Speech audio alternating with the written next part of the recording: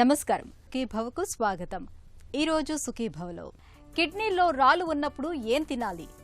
ఎండల్లో ఆభరణాలతో చర్మానికి చిక్కులే. ఈ వ్యాయామంతో తక్కువ సమయంలోనే ఎక్కువ లాభం. పిల్లల్లో పెంకితనం తగ్గించేదెలా? ఇంకా హెల్త్ టిప్. కిడ్నీలో రాళ్లు ఉన్నాయని తెలిసినప్పుడు ఏం తినాలన్నా సంకోచిస్తూ ఉంటారు. రోజువారీ ఆహారంలో 1,00,000 పథ్యాలను పాటిస్తూ ఉంటారు. టమోటా, పాలకూర వంటి వాటిని పూర్తిగా దూరం పెట్టేస్తూ ఉంటారు. అలవాటు లేకపోయినా నీళ్లెక్కువగా తాగటానికి ప్రయత్నిస్తూ ఉంటారు. నిజానికి కిడ్నీల్లో రాళ్లు ఉన్నప్పుడు కఠినమైన పథ్యాలేవీ అవసరం లేదు. అయితే కిడ్నీల ఆరోగ్యానికి ఉపకరించే ఆహారాల్ని ఎక్కువగా తీసుకోవటం, హాని చేసే ఆహార పదార్థాలకు దూరంగా ఉండటం మేలు. కిడ్నీల్లో రాళ్లు ఉన్నప్పుడు ఏం తినాలో, వేటికి దూరంగా ఉండాలో ఇప్పుడు తెలుసుకుందాం. రక్తంలోని మలినాలను వడగట్టడంలో, శరీరంలో ఆమ్ల, క్షార స్థాయిల్ని నియంత్రించడంలోనూ మూత్రపిండాలది కీలక పాత్ర. ఇలా వ్యర్థాలను వడగట్టే క్రమంలో కిడ్నీలో రకరకాల సమస్యలు వచ్చి పడుతుంటాయి. కిడ్నీలో రాళ్లు కూడా ఇలాగే ఏర్పడుతుంటాయి. నీళ్లు తక్కువగా తాగుతున్నప్పుడు, తరచూ మాంసాహారాన్ని తీసుకునే అలవాటు ఉన్నప్పుడు, మందులు, ముఖ్యంగా స్టెరాయిడ్ మందుల్ని ఎక్కువగా వాడుతున్నప్పుడు కిడ్నీలో రాళ్లు ఏర్పడే అవకాశాలు ఎక్కువగా ఉంటాయి. శరీరంలో విటమిన్ సి, B6 విటమిన్ల లోపం ఉన్నప్పుడు, డి విటమిన్ ఎక్కువైనప్పుడు, అతిగా మద్యం సేవించే అలవాటు ఉన్నప్పుడు కూడా కిడ్నీలో రాళ్లు వచ్చే అవకాశం ఉంది. కిడ్నీలకు తరచూ ఇన్ఫెక్షన్లు సోకుతున్నప్పుడు, కిడ్నీలో కణితులు ఉన్నప్పుడు కూడా కిడ్నీలో రాళ్లు ఏర్పడుతుంటాయి. అయితే కొన్ని కుటుంబాల్లో వంశపారంపర్యంగా కూడా కిడ్నీలో రాళ్లు ఏర్పడుతుంటాయి. కిడ్నీలో రాళ్లు ఉన్నప్పుడు నిత్యం తినే ఆహారంలో కొన్ని ప్రత్యేక జాగ్రత్తలు తీసుకుంటే మంచి ఫలితం ఉంటుంది. కిడ్నీస్లో స్టోన్స్ అంటూ రాళ్ళు రావడం ఇవాళ రేపు చాలా ఎక్కువ మందిలో, పెద్దవాళ్ళు చిన్నవాళ్ళు అందరిలో వస్తూ ఉన్నాయి. ఈ కిడ్నీస్కి స్టోన్స్ 3 రకాల స్టోన్స్ ఉంటాయండి. ఆ రాళ్ళు 3 రకాలుగా వస్తాయి. ఒకటేమో కాల్షియం స్టోన్స్ అంటారు. అంటే కాల్షియం ఎక్కువగా ఉండడం వలన, దానివల్ల అవి రాళ్ళ కింద తయారయ్యి అవి చిన్న చిన్నగా ముందు తయారవుతాయి. అవి మరీ ఎక్కువగా వస్తూ ఉంటాయి అన్నమాట. ఇంకొకటి ఏంటంటే యూరిక్ యాసిడ్ స్టోన్స్ అంటారు. ఇంకోటి కాల్షియం ఆక్సలేట్ స్టోన్స్ అంటారు. ఈ 3 రకాల రాళ్ళు ఉంటాయి. అది ఏ రకమైన రాయి వస్తుంది, ఏది పెరుగుతుంది అన్నది మనం టెస్ట్ చేయించుకొని దాని ప్రకారంగా మన ఆహార మార్పులు చేసుకోవాల్సిన అవసరం ఉంది. అసలు ఈ కిడ్నీ స్టోన్స్ రావడం ఏంటంటే ఎక్కువగాను డైజెషన్లో, ఈ జీర్ణం అయ్యేటప్పుడు తినే ఆహారం ఎన్నో రకాలుగా మారుతూ ఉంటుంది. అందులో చాలా మటుకు ఖనిజ లవణాలు ఎక్కువగా ఉంటాయి. అవి శరీరం ఎంత మటుకు తీసుకుంటుందో అంతా తీసుకొని మిగతాదంతాను మూత్రం ద్వారా అవి బయటికి పంపించేస్తాయి. అవి వెళ్ళాలంటే మనకి అది ద్రవ పదార్థాలుగా ఉండాలి, కానీ అది చిక్కటి రాళ్ళులాగా ఉంటే అవి బయటికి రావడం చాలా కష్టం అన్నమాట. ఖనిజ లవణాలు ఏ అయితే శరీరం అబ్జార్బ్ చేసుకోలేదో అది మనం ఎక్కువగా తిన్నప్పుడు అవి బయటకు, అది ఎంత మటుకు శరీరం తీసుకోగలదో అంత తీసుకొని మిగతాదంతాను విసర్జన చేస్తూ ఉంటుంది. అది చేసినప్పుడు అది నీటి రూపంగా ఉంటే కిడ్నీస్ ద్వారా ఆటోమేటిక్గా బయటికి వెళ్ళిపోతాయి. ఏ సమస్యలు రావు, ఇలాంటి రాళ్ళు రావడం కూడా ఉండదు. ఇప్పుడు మనం తినే రోజువారీ ఆహారంలో తీసుకోవలసినంత ద్రవ పదార్థాలు లేనప్పుడు, అంటే మినిమం 2 లీటర్లు ద్రవ పదార్థం ఉండాలి. అది మంచినీళ్ళ కింద కానీ లేకపోతే ఏదైనా నీళ్ళ కింద కానీ, ముఖ్యంగా ద్రవ రూపంలో కనీసం 2 లీటర్లు రోజు తాగవలసిన అవసరం ఉంటుంది. అన్ని నీళ్లు లేనప్పుడు ఈ తిన్న ఆహారంలో ఏ అయితే ఖనిజ లవణాలు, కాల్షియం అని ఉంది, పొటాషియం ఉంది, ఇలాంటి ఖనిజ లవణాలు ఏ అయితే ఎక్కువ ఉన్నాయో, యూరిక్ యాసిడ్, కాల్షియం ఆక్సలేట్లు ఇవన్నీ ఏమైపోతాయంటే అవి ఎక్కువ నీరు ఉన్నప్పుడు మనం తిన్న దాంట్లో అది ఎక్కువగా విసర్జన చేయవలసిన, ఎంత మటుకు శరీరం తీసుకోవాలో అంతా తీసుకొని మిగతాదంతా విసర్జన చేయాలి. అది బయటికి వెళ్ళిపోవాలనుకుంటే అది నీటి ద్వారంలో బయటికి రావాలి. కానీ అవి కొంచెం పెద్ద కింద అవుతూ ఉంటే అదేమో కిడ్నీలోంచి బయటికి రావడానికి అవకాశం లేదు. కాబట్టి కిడ్నీల్లో ఉండిపోయి మరుసటి రోజు డైజెస్ట్ అయిన దాంట్లో ఉన్న ఈ కాల్షియము ఇటువంటి వస్తూ ఉన్నప్పుడు దానిలో యాడ్ అయ్యి అవి నెమ్మదిగా స్టోన్స్ పెద్దవి అయిపోతుంటాయి. కిడ్నీలో రాళ్ల పరిమాణం తక్కువగా ఉన్నప్పుడు నీళ్లు ఎక్కువగా తాగడం వల్ల మూత్రంతో పాటే అవి పడిపోయే అవకాశం ఉంటుంది. కిడ్నీలో రాళ్లు ఉన్నప్పుడు రోజుకు కనీసం 5 లీటర్ల నీళ్లు తాగడాన్ని అలవాటు చేసుకోవాలి. అలాగే రోజువారీ ఆహారం విషయంలోనూ తగిన జాగ్రత్తలు తీసుకోవాలి. పాలకూర, టమాటాలతో కొంతమందిలో కిడ్నీలో రాళ్లు వచ్చే అవకాశం ఉంటుంది. ఇలాంటప్పుడు టమాటా, పాలకూర, సోయా, ఎండు చిక్కుడు వంటి ఆక్సలేట్ పదార్థాలకు దూరంగా ఉండడమే మేలు. తక్కువ కాల్షియం లభించే ఆహారాల్ని తీసుకోవాలి. ఆక్సలేట్లు అధికంగా ఉండే పాలకూర, టమాటా, బీట్రూట్, స్ట్రాబెర్రీ వంటి వాటికి దూరంగా ఉండాలి. అలాగే ఉప్పు వాడకాన్ని, ప్రోటీన్ పదార్థాల్ని బాగా తగ్గించాలి. రాత్రిపూట మెంతులను నీటిలో నానబెట్టి ఆ నీటిని ఉదయాన్నే త్రాగడం వల్ల కిడ్నీలో ఉన్న రాళ్లు కరిగిపోతాయి. కొత్తిమీర ఆకుల్ని చిన్న చిన్న ముక్కలుగా చేసి గ్లాసు నీటిలో వేసి 10 నిమిషాల పాటు మరిగించాలి. ఆ నీటిని ప్రతిరోజు తాగడం వల్ల కిడ్నీలో రాళ్లు కరిగిపోయే అవకాశం ఉంటుంది. ఈ స్టోన్స్ ఫార్మేషన్ ముఖ్యంగా మన డైట్ ప్రాపర్గా లేనప్పుడే ఈ స్టోన్స్ వస్తాయి. ఇంకోటి ఏంటంటే చాలా ఆకుకూరలో, ముఖ్యంగా పాలకూరలో వాటిల్లోనూ ఆక్సలేట్ అని ఉంటుంది. ఇప్పుడు మనం ఆకుకూరలు ఎక్కువగా తిన్నప్పుడు, పాలకూర ఉందనుకోండి, పాలకూర టమాటా వాడితే కాల్షియం ఆక్సలేట్ స్టోన్స్ కింద ఫామ్ అవుతాయి. అదే పాలకూర ఎక్కువ వాడినప్పుడు మనకి ఈ కాల్షియం ఇంకేదన్నా ఉంటే అందులో ఆక్సలేట్ ఇది కలిపే కాల్షియం ఆక్సలేట్ స్టోన్స్ అవుతాయి. ఇలా మనం తినే ఆహారంలో ఇటువంటి కాంబినేషన్స్ వలన ఈ కాల్షియం ఆక్సలేట్ స్టోన్స్ రావడం వలన ఆ స్టోన్స్ మరి నీటి శాతం ఎక్కువ లేకపోతే యూరిన్ క్వాంటిటీ తక్కువైపోయినప్పుడు ఈ స్టోన్స్ కింద ఫామ్ అవుతాయి. ఇంకో రెండోది ఏంటంటే ఇప్పుడు మనం తీసే మాంసకృతుల్లో ముఖ్యంగా జంతు సంబంధ మాంసకృతులు అంటే మటను, చికెను ఇలాంటిది ఎక్కువగా తిన్నా, తర్వాత కోడిగుడ్లు ఇవన్నీ ఎక్కువగా తిన్నప్పుడు అందులోనేమో ప్రోటీన్స్ ఎక్కువగా ఉంటాయి. ఆ ప్రోటీన్స్ ఇదైనప్పుడు అది విసర్జనకి యూరిక్ యాసిడ్ కింద ఫామ్ అవుద్ది. అది నెమ్మదిగా చిన్న చిన్న స్టోన్స్ కింద ఫామ్ అవుద్ది. కానీ మనం ఎక్కువగా తీసి ఆ యూరిక్ యాసిడ్ బయటికి రానివ్వకుండా మనం చేసుకుని ఉంటే అవి సన్న సన్న స్టోన్స్ కింద ఫామ్ అవుతాయి. దాన్ని యూరిక్ యాసిడ్ స్టోన్స్ అంటారు. ఇలా కాల్షియం స్టోన్స్ ఉంటాయి, కాల్షియం ఆక్సలేట్ స్టోన్స్ ఉంటాయి, యూరిక్ యాసిడ్ స్టోన్స్ అని ఉంటాయి. ఇలాంటి 3 రకాల స్టోన్లు ఉంటాయి. ఈ ఏ రకమైన స్టోన్స్ ఉన్నాయో ఆ రకమైన స్టోన్స్ని బట్టి మనం ఆహారం తీసుకోవాల్సిన అవసరం ఉంది.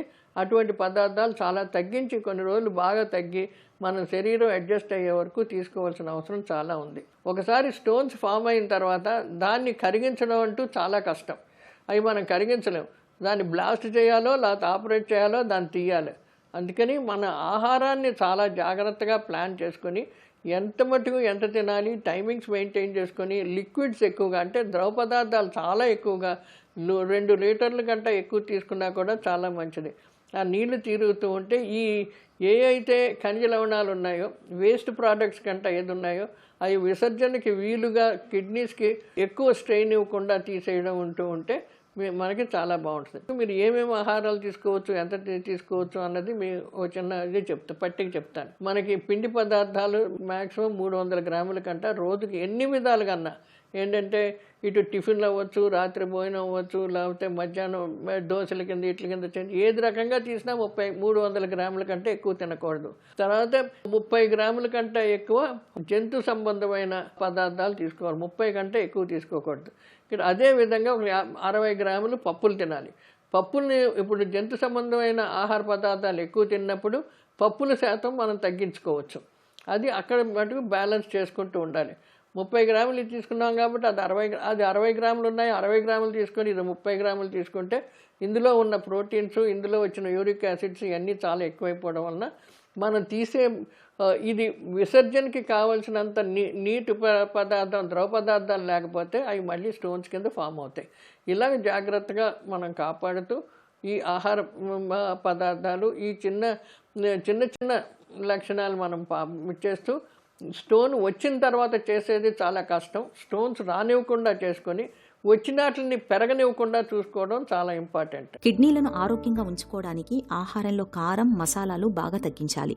అధిక మసాలా కలిగిన ఆహారాలు కాలేయం, కిడ్నీలపై చెడు ప్రభావాన్ని చూపిస్తాయి. మామూలు ఉప్పుకు బదులుగా సీ సాల్ట్ వాడడం మేలు. అసలు ఉప్పును పూర్తిగా మానుకోవడం మరీ మంచిది. సిగరెట్లలో కాడ్మియం అనే మెటల్ ఉంటుంది. అది కిడ్నీల లైనింగ్లో పేరుకుపోయే ప్రమాదం ఉంటుంది. కాబట్టి కిడ్నీలు బాగుండాలంటే ధూమపానం అలవాటుకు గుడ్ బై చెప్పడం మంచిది. కాఫీ, టీలలో ఉండే కెఫీన్ కిడ్నీలకు మంచిది కాదు. కెఫీన్ మూలంగా కిడ్నీలో రాళ్లు వచ్చే అవకాశాలు పెరుగుతాయి. పెయిన్ కిల్లర్స్ అతిగా వాడకూడదు. అనవసర మందులు కిడ్నీలకు చేటు చేస్తాయి. హై బీపీ, షుగర్ జబ్బులతో బాధపడుతున్నప్పుడు వాటిని చక్కగా అదుపులో ఉంచుకోవాలి. తీవ్రమైన ఒత్తిడికి గురి కాకుండా చూసుకోవాలి. తరచూ కిడ్నీలకు సంబంధించిన పరీక్షలు చేయించుకుంటూ ఉండాలి. ఈ జాగ్రత్తలు కిడ్నీలను చక్కటి ఆరోగ్యంతో ఉంచుతాయి. ఎండలు మండిపోతూ ఉండే వేసవి సీజన్లో చర్మానికి చాలా చిక్కులు ఎదురవుతూ ఉంటాయి. వేడి, ఉక్కపోతల మూలంగా చెమటకాయలు మొదలుకొని సెగ్గడ్డల వరకు చాలా సమస్యలు వచ్చిపడుతూ ఉంటాయి.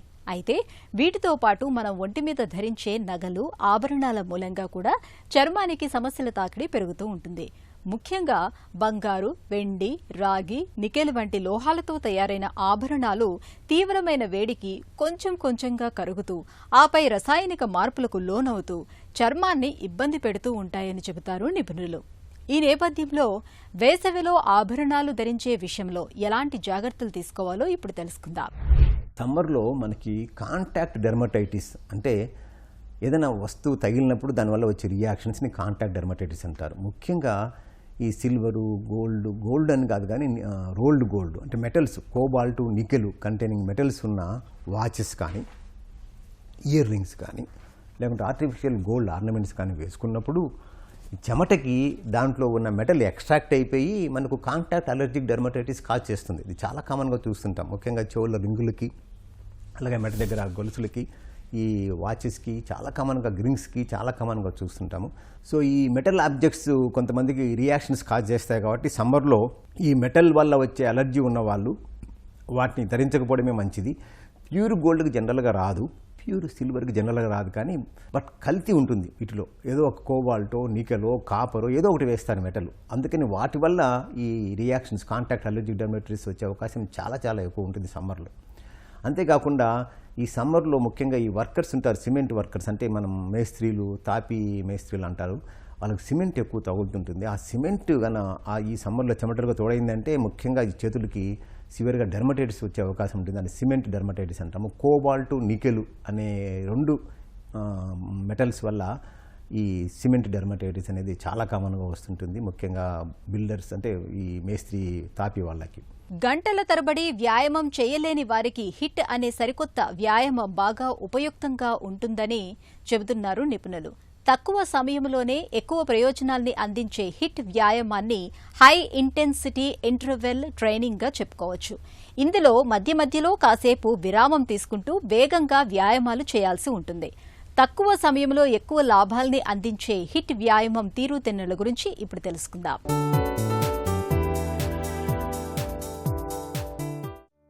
హిట్ వ్యాయామం హై ఇంటెన్సిటీ ఇంటర్వెల్ ట్రైనింగ్కి సంక్షిప్త రూపం. తక్కువ సమయంలో వీలైనంత ఎక్కువ ప్రయోజనం పొందటం అనేది హిట్ వ్యాయామంలోని ప్రాథమిక సూత్రం. అయితే ఇది మన శరీరం గరిష్టంగా తట్టుకునే స్థాయిలో శ్రమించడంపై ఆధారపడి ఉంటుంది. దీన్ని గుండె గరిష్ట వేగాన్ని బట్టి నిర్ణయించుకోవచ్చు. 220 నుంచి వయసును తీసేయటం ద్వారా గుండె గరిష్ట వేగం తెలుసుకోవచ్చు. ఇక హిట్ వ్యాయామం మొదలుపెట్టే ముందు శరీరాన్ని సన్నద్ధం చేయాలి. కాళ్ళు, చేతులు, నడుం సాగదీయటం, మెడను పక్కలకు తిప్పి చూడటం, ముందుకు వెనక్కు వంగటం వంటి వాటితో శరీరం వ్యాయామానికి సిద్ధమవుతుంది. అనంతరం కొద్దిసేపు 20 నుంచి 30 సెకండ్ల పాటు చాలా వేగంగా వ్యాయామాలు చేయాలి. తర్వాత 10 నుంచి 20 సెకండ్ల లోపు విరామం ఇవ్వాలి. తర్వాత తిరిగి 20 నుంచి 30 సెకండ్ల పాటు వేగంగా వ్యాయామాలు చేయాలి. అనంతరం 10 నుంచి 20 సెకండ్ల సేపు విరామం ఇవ్వాలి. ఇలా వీలైనంతసేపు హిట్ వ్యాయామం చేయొచ్చు. ఇది పూర్తయ్యాక చివర్లో శరీరం కుదురుకోవటానికి తేలికైన వ్యాయామాలు, నడక, శరీరాన్ని సాగదీయటం వంటివి చేయాలి. తర్వాత కొద్దిసేపు విశ్రాంతి తీసుకోవాలి. హిట్ వ్యాయామాల్లో భాగంగా పరిగెత్తటం, గెంతటం, బస్కీలు, pushups, squats, sprinting, jumping rope, cycling, high knees, step up, tricep dip, wall situps వంటివి చేయొచ్చు. ఏవైనా సరే విరామం తీసుకుంటూ వేగంగా చేయటమే కీలకం.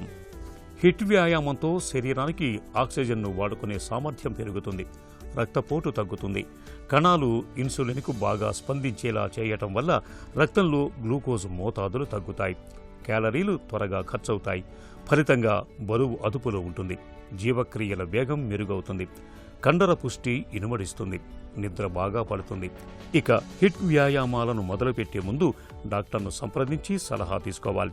తగినంత ఫిట్నెస్ ఉందో లేదో చూసుకోవాలి.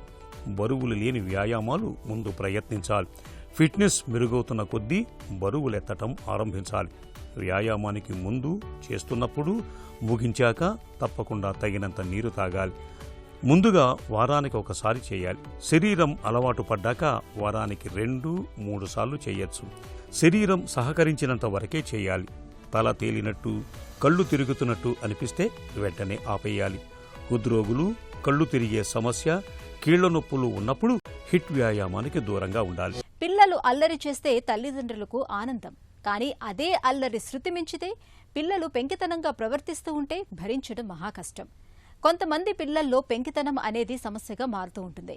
వారి నడత, మాట తీరులో అడుగడుగున పెంకితనం కనిపిస్తూ ఉంటుంది. ఎదురు తిరిగి మాట్లాడటం, తాము చెప్పిందే వినాలని, తాము కోరిందే కొనివ్వాలని పేచి పెడుతూ ఉంటారు.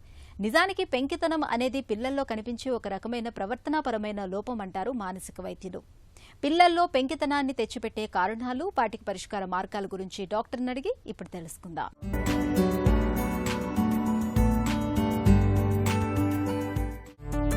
పిల్లల్లో పెంకితనం ఎందుకు? కారణాలేంటి?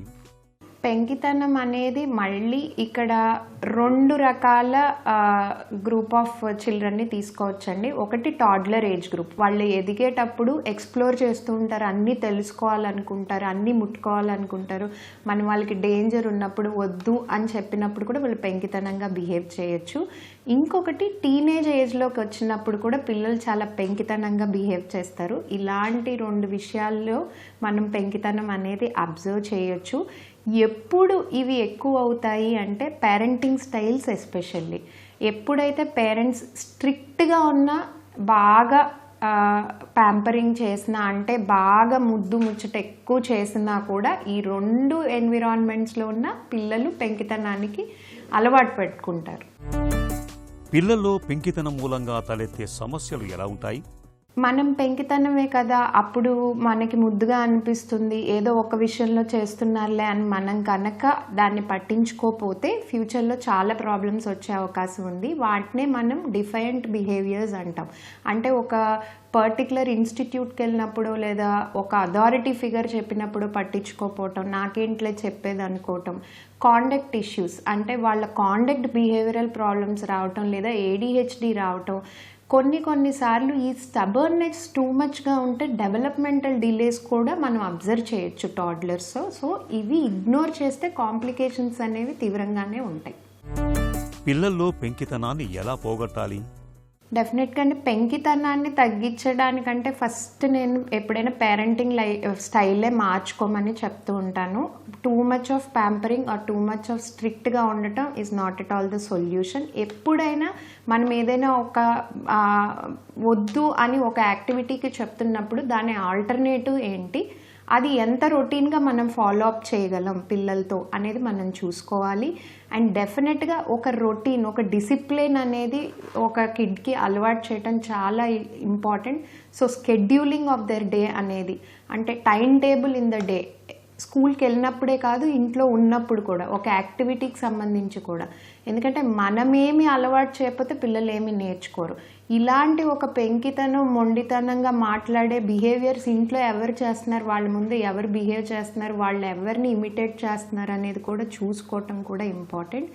దాంతోపాటుగా కోప్పడటమో లేకపోతే గసురుకోవటమో లేకపోతే పనిష్మెంట్స్ ఇవ్వటమో కన్నా కూడా గుడ్ వర్క్ చేసినప్పుడు పాజిటివ్ రీఎన్ఫోర్స్మెంట్, అప్రిషియేషన్ చేయటం కూడా అంతే ఇంపార్టెంట్. అది కూడా మనం హైలైట్ చేసుకోవాలి. అండ్ మనం ఇచ్చే ఇన్స్ట్రక్షన్స్ కూడా వాళ్ళకి క్లియర్ అండ్ స్మాల్ ఇన్స్ట్రక్షన్స్ ఇచ్చుకుంటే చాలా బెటర్.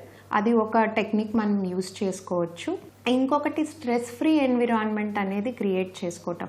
ఎప్పుడైనా ఒక చైల్డ్ ఒకటి ఎక్స్ప్లోర్ చేయాలి అన్నప్పుడు మనం రెఫ్యూజ్ చేస్తే, నో నువ్వు ఇది చేయొద్దు, ఇది కాదు, అది కాదు అని చెప్పినప్పుడు వాళ్ళు ఇంకా వాళ్ళు ప్రూవ్ చేసుకోవటానికి చేస్తారు. సో మీరు నెగోషియేట్ చేయటం, మీ స్కిల్స్ని డెవలప్ చేసుకోవటం, నెగోషియేషన్ మీ బేబీతో అనేది కూడా చాలా ఇంపార్టెంట్గా మనం చూసుకోవచ్చు.